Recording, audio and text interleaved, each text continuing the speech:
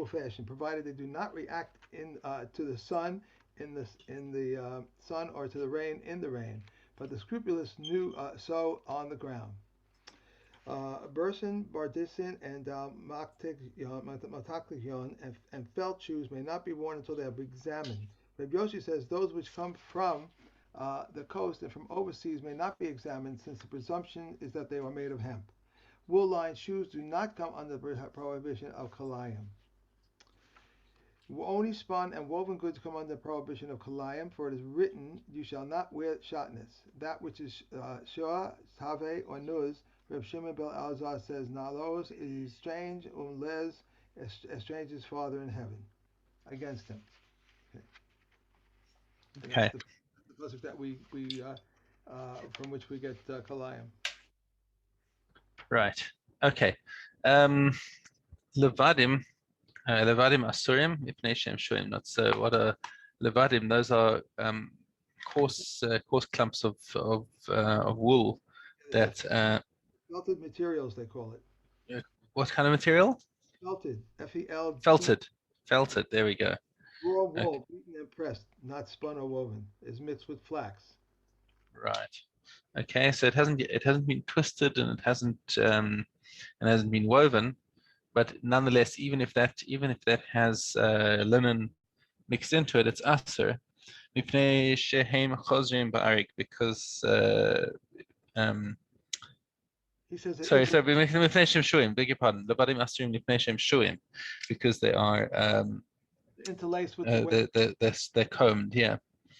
And we say over here that this is actually we said according to the Shitas Rambam, this is an is a Torah, but according to most of the poskim, it's only a derabanan here, because min Torah it's only aser if it's shua tavoy vanuz. It's all if it's combed, twisted, and woven. Okay, so here we've only got an issa derabanan on these things, unless you're talking with the exception of the Rambam, who says that that's also daraisa. Piv shel tzemer b'shel pishtan asur mipnei shehem chozrim ba'arig. So this piv or pif is another gersa. That is the have wide threads that the weavers tuck into the weave at the edge of the beged. Okay, ve'ein orgim also imo, and they don't actually weave it in. So it's like a lip that's the or else it's like a lip that the weavers make around the edge of the garment. Okay, shall timur v'shal pishtan. So this is also asa, because if the uh,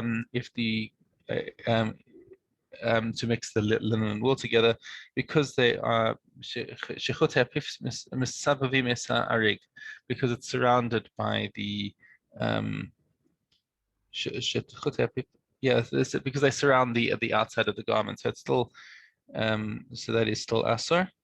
Why, Um, why is it necessary to mention that it's purple? Could be we haven't anything. gotten we haven't gotten to purple yet. That's coming up now. Rabbi Yossi Omer Mishicha shel Argaman asura. So the purple um, so the purple dyed wool, they used to they would comb the wool first, and then they would dye it purple before they started to or is it possible? I wonder if they actually did it before. I wonder when the dyeing is done, if it's done before or after combing. Um, but nonetheless, it's argaman is the purple dye, which is very expensive. And so they used to, I guess they used to carry them around and look after them. Remember, we had them in Hashava Saveda. I mean, in Elam Matzias, we talked about Lashon Shel Alkaman that are very valuable. And if somebody realizes that they've lost it, and people are consciously looking out for it, and they know as soon as they've lost it, therefore it can be assumed that they have Yesh. But in our case over here, Mashiachas of Arkaman, so I think it's just like, that's the way things are done, is that they have is that they the Mishnah is just talking about a common case. It doesn't So have to be that they're purple. It's just that it's common for purple dyed wool to be carried around in clumps like this. we saw the picture of it, of the wool that they found, the purple wool. Remember that? We saw a Oh picture. yeah, You remember I showed it to you? There was a picture of they found in a, I don't know, it was a cave or wherever it was. They found purple wool. oh yeah. Yeah, Gee, yeah. I don't remember that. I'm sorry. ago. Oh, no, a couple of months ago, maybe. Yeah. Okay.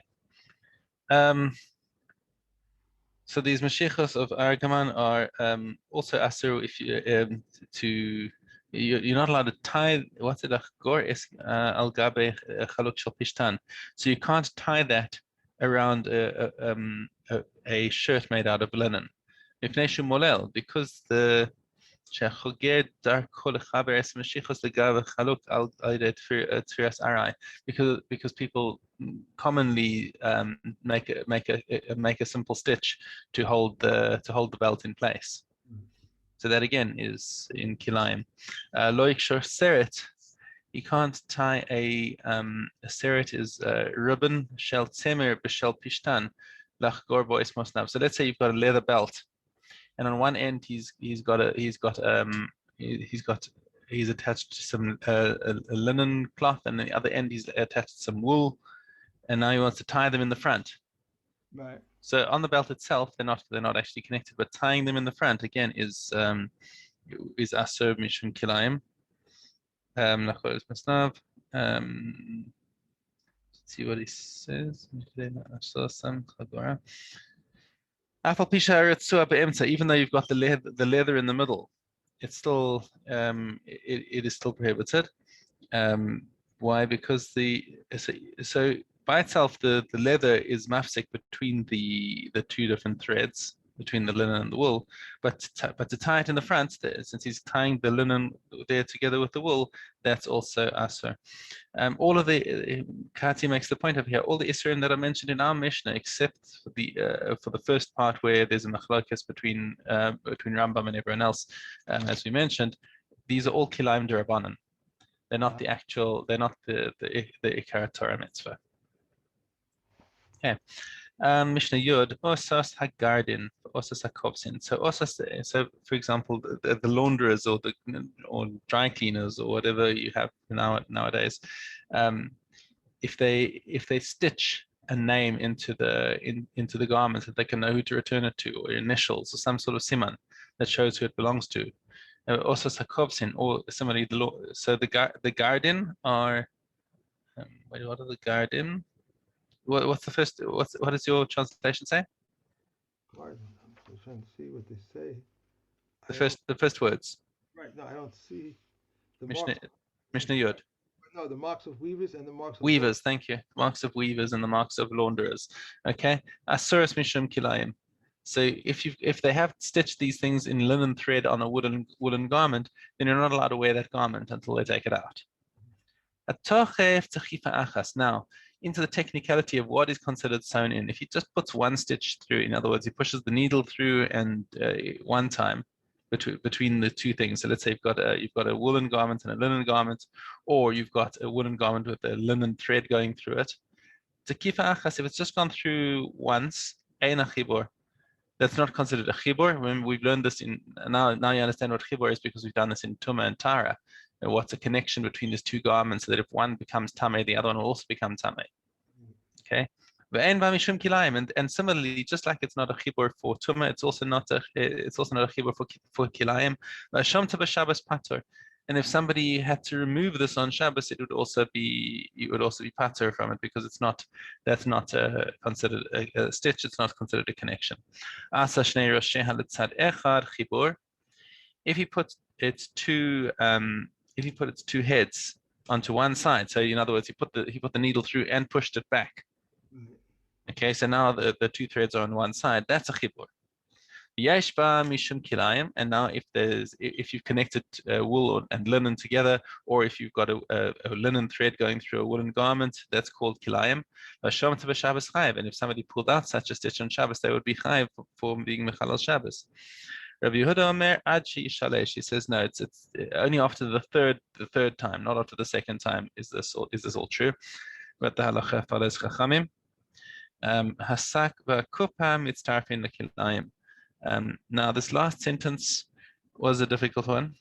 The sackcloth and kupa was a basket usually, right? It's called a basket. Okay. basket combined. So second a basket combined for Kilayim. Okay, so now Kati's going to have to fill us in over here. Im chatichas arig shel tzemer mechaberes lesak. So you've got a piece of wool that is attached to a sackcloth. Chatichas bad shel pishtan, and you've got a piece of cloth of linen that is attached to the basket. Right, so it's like and he sewed the sack onto the basket with 2 stitches. Even though they're 2 separate kalim, this is also a case of kilayim, but asr litnam al gabe kaseifa, and you couldn't put this on your shoulder because now it's like you're wearing a garment on your shoulder. Okay. Ubasifri Girsahi, and the Sifri has a different girsa on this. Sakva Kupa Mitzarfin is a Kilayim, and they join the Kilayim. Benira. Shalifi Girsas Pirishu Kamoshi Kosev Rambam. This sounds like the Rambam says in Hilchos Kilayim, Nasan Temer Pishtim Basak or Bakupa Bakrachan Hare Elu Kilayim. If you put them onto a basket and tied them together, that is also called Kilayim. Okay, and I assume over here this is in other than the Rambam. This is no. Even the Rambam might say that this is a Kilayim Durabanan, because it's not a normal way of joining the things, and there's an intervening substance in between. Kati doesn't say that explicitly, but I'm just going to speculate that this is talking about a Kilayim Durabanan. Okay. So we move on to Sheviis. Okay. And aren't we lucky? We have a Sheviis coming towards us this year.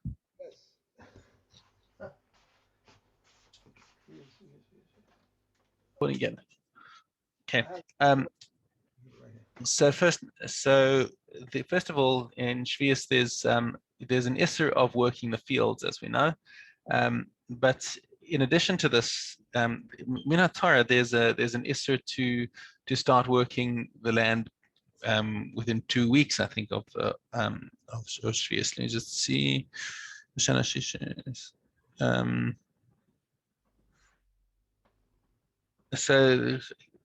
the Chachamim paskened a Tosefes Sheviis onto the year preceding the Shemitah.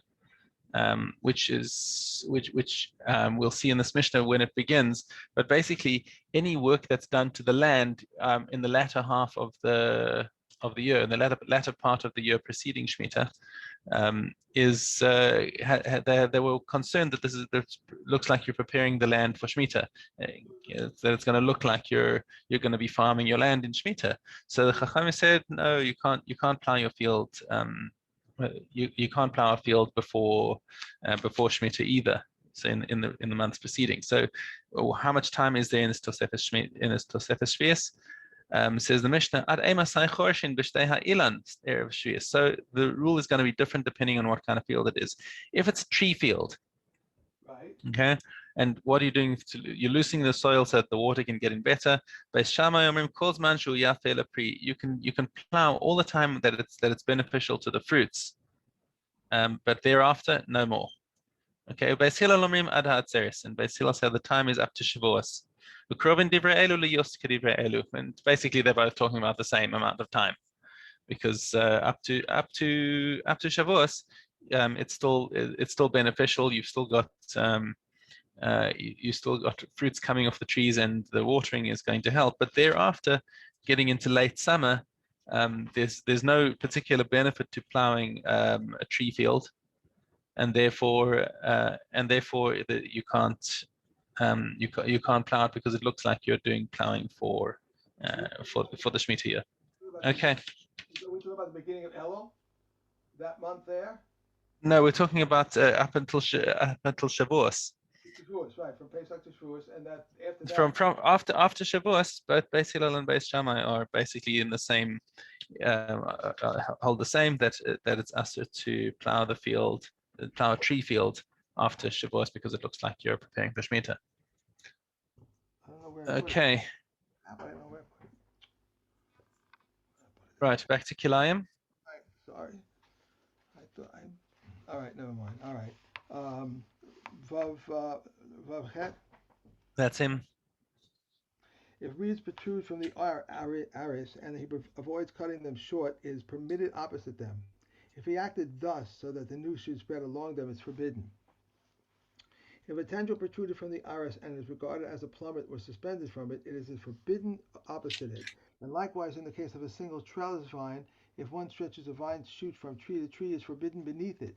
If he extended it by means of a rope or reed grass, it is permitted under the extension. If he made it so that the noose should spread along it, it is forbidden. If one sinks a vine into the ground, if there is not 3 handbreadths of soil above it, he may not bring seeds upon it. Even if he sunk it into the gourd or into a pipe, if he sunk it into the rock, then even if there is only 3 finger breadths of soil above it, it is permitted to bring seeds on it. And the knee of a vine is measured from the second root. Okay. Am I? Gimel Vav.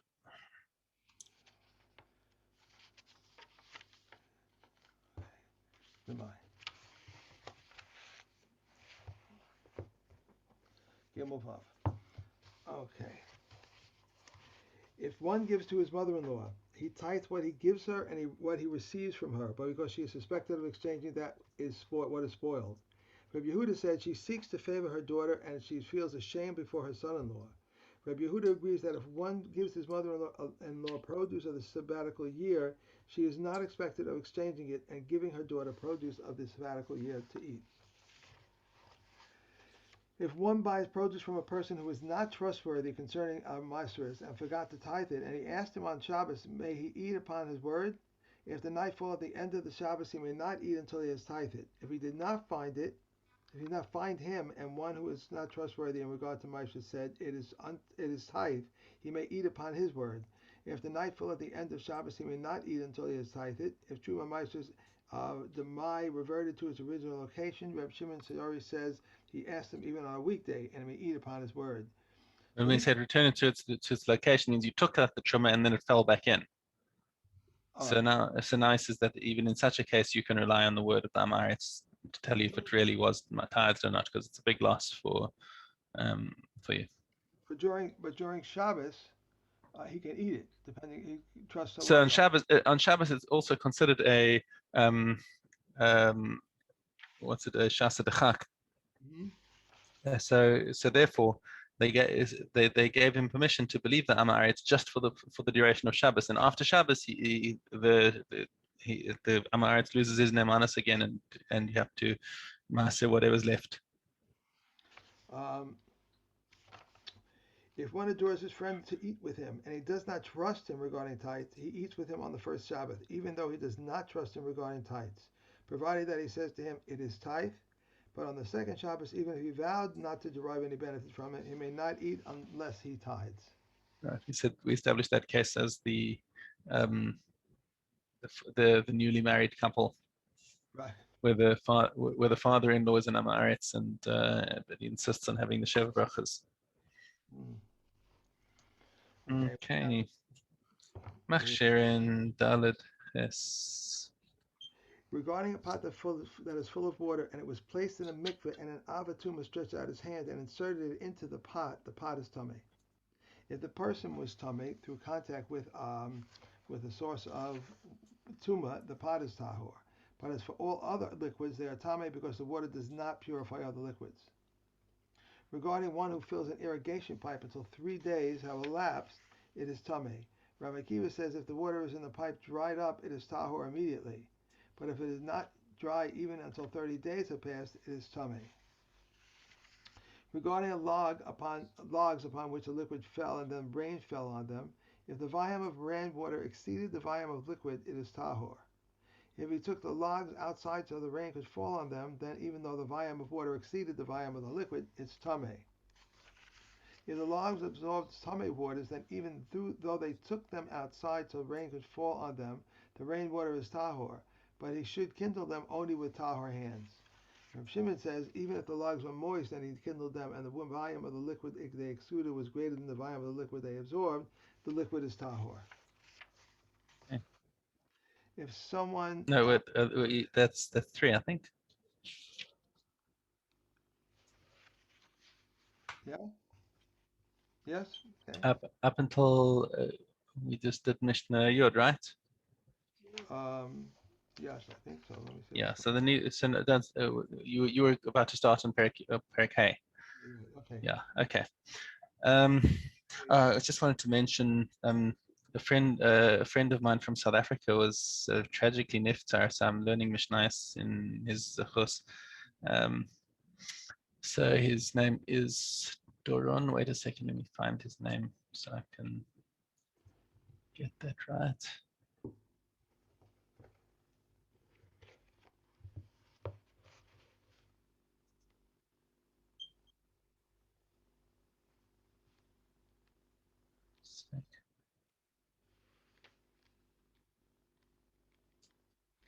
Yeah.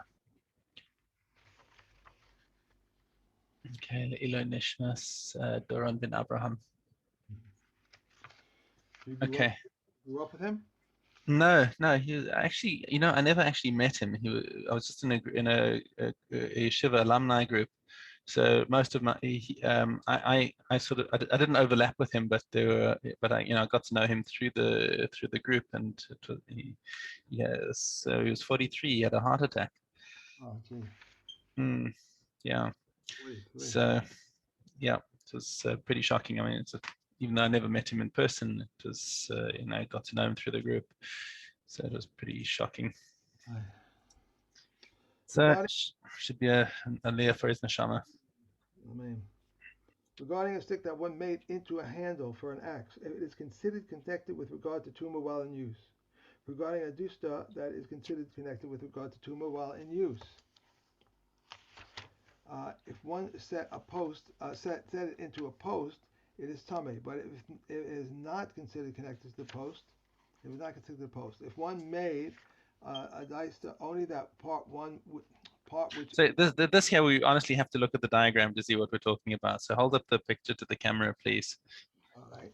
Here's the first picture. Well, there's two of them. Let me see. Where's my Yeah. camera? Yeah. One here. Right. So it's got those two bars running through the central column at right angles to each other. Right. Okay, and that's used to wind the thread around. Then we have this one here. That's what, right. So that's a post. It's got a similar sort of setup. It's not, that one's less portable. Um, regarding a chair that one set into a post, it is tummy, but it is not considered connected to it. If one made a chair only its place is tummy. If he attached it to the beam of an olive press, it is tummy, but not considered connected to it. If one made a chair on top of the beam, it is tahor because people said to him, "Stand up so that it may see our work." Right, and that we said was the general principle is that even though something can be comfortable to sit on, if its typical use is that the person sitting on it is going to disturb somebody who's working with it, then it doesn't get to midras because the people who want to use it will say, "Get up! I want to use my kli." It's a very strange thing. Regarding a large trough that was too damaged to hold pomegranates and one prepared to sit on, Rebbe Kiva rules a tummy, but the sages rule a tahor until one cuts. If he made it into a manger, even if he set it in a wall, it is tummy. Regarding a block that one set in a row of what is a manger? Manger. The only thing I think of manger is like It's a feeding trough.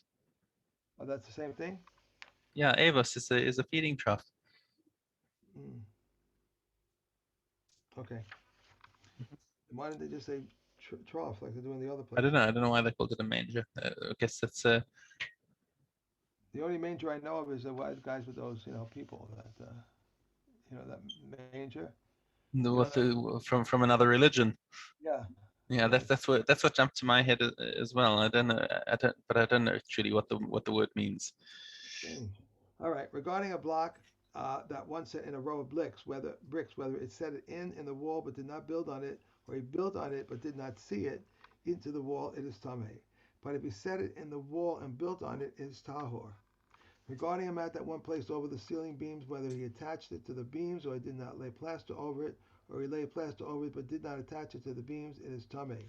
But if he attached it and laid plaster over it, it's tahor. And regarding a plate, Because now it's fixed into the wall. Yeah, now it's mechuber lekarka. Regarding a plate that one attached to a bin, a chest, or a cabinet, if it was attached in the way that it receives, it is tameh. But if it was attached and not in the way it receives, it is tahor. And I just looked up what's a manger. It is a trough. It's a rack for fodder, or a structure for a feeder used to hold food for animals. There you go. That's a manger. Okay. Thank you. Okay, we have Marcos. Beta. Ba- Wait, what? Am I looking? No, you're right. It's Macros. I beg your pardon. What? Why am I looking at? Beta is the first one, right? Over there because I dropped my books. That's why. So we did Beta first? Okay, let's go for Macros. Okay. Aleph Vav. Zomamin witnesses are not executed unless the verdict has been delivered. For the Sadducees say, unless he has been executed, as it is said, a life for a life. The sages said to him, has it not already stated, and you shall do to him as he planned to do his brother, indicating that his brother is still alive? If so, why does it say a life for a life? Because it might be thought that from the time the testimony is accepted, they may be executed. Therefore, the Torah states a life for a life to teach that they are not executed unless a verdict has been issued. By the testimony of two witnesses or three witnesses shall the one who is to die be put to death. Now, if the testimony may be established by two, why did the scripture specify by three? It is to compare 3 to 2. Just as 3 can discredit 2, so 2 can discredit 3. How do we know that this is true even for 100? To teach that this states witnesses. Rabbi Shimon says, just as 2 are not executed unless both are proven zomamin, so 3 are not executed unless the 3 of them are proved zomamin. How do we know that this is true even for 100? To teach this, it states witnesses. Rabbi Akiva says the third witness is mentioned only for the purpose of dealing stringently with him and to make his sentence the same as these. Now, if Scripture punished one who joined to transgressions like the transgressors themselves, how much more will it reward the one who joins those who perform a mitzvah the same as those who perform the mitzvah? Yeah. So we always see that Hashem is outweighs the reward for doing good is more than the punishment for doing bad. So the proof for that is when it says that Hashem punishes sinners up to the 4th generation, but for people who not chesed la alafim, right? But alafim is 2,000. So if you've got four generations for the Rishaim and 2,000 for tzaddikim. So you see the measure is 500 times.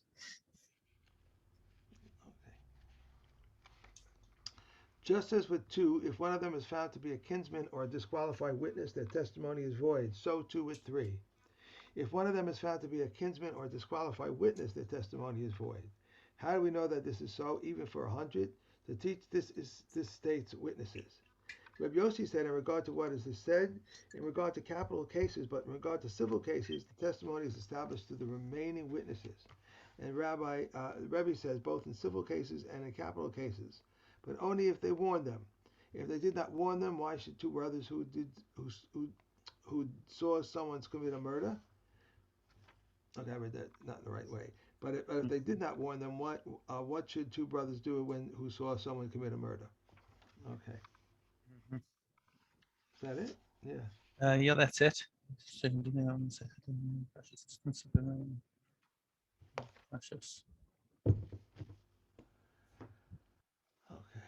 Mishna. All right. Hold on. So just a second. I just want to read that last commentary on that last statement there. כלום נאמר שאחד מן האחים אינו ראוי להעיד עם השלישי על מה שראה. דין הוא שקרוב ופסל שלא נתכוון להיות עד. אף שראה את המעשה אינו פוסל את שאר העדים. Oh, so he doesn't puzzle the rest of the Adim, just because you've got 2 brothers who came at the same time and didn't know. Okay, cool. Next, now we can do Beta. He also ruled leniently on 3 matters. We may sweep between the couches, and we may put incense on coals. This is Rabban Gamliel we're talking about, yeah. We may put coals on Yom Tov, and we may roast a kid in its entirety on Pesach Eve, but the common prohibit these. Right. Why do we not allow roasting a kid on Pesach Eve? because it looks like you're eating kodshim in the wrong place. If you're eating roasted meat now, because that we don't have a Beis Hamikdash, so we are having roasted meat dafka. Okay. 3 matters Reb Elazar ben Azariah permitted, but the Kakaman prohibited. His cow would go out into the public domain with the strap which is between his horns, and we may curry an animal on Yom Tov, and we may grind peppers in the grinder. Reb Yehuda says we may not curry an animal on Yom Tov because it makes a wound, but we may curry with a wooden comb. But the Kakaman say we may not curry them with an iron comb, and we may not even curry them with a wooden comb. The pepper grinder can contract tumor combination as 3 utensils as a receptacle, a metal utensil, and a sieve. Right. Mm-hmm. You have those ones that turn, those metal shakers. Okay. They said Well that done. they said this medicine was going to confuse me and wake